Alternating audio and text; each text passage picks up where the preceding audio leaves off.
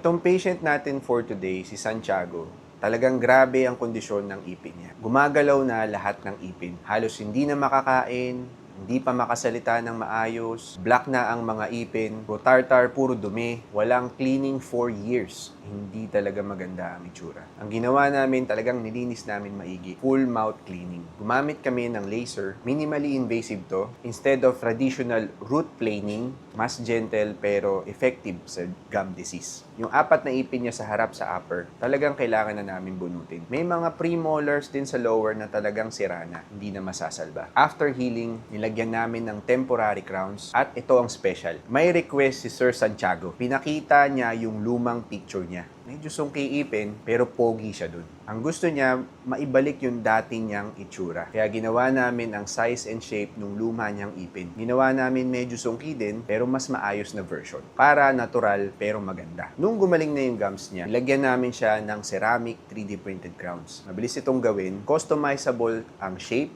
ang color, at ang smile na gusto mo. Ngayon, confident na uli si Sir. Maayos na uli ang kain, klaro na magsalita, at higit sa lahat, bumalik na ang pagkatao. Nag-aalugan na yung mga ngipin ko.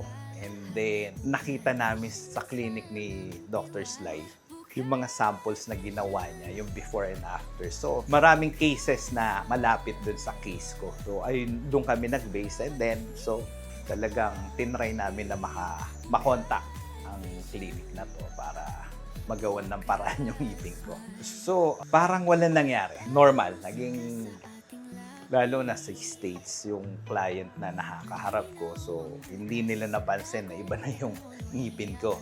Kala nila yung paring totoong ngipin ko. Parang normal. Ganon. So, yung confident akong humarap uli sa mga client ko dahil parang walang nangyari.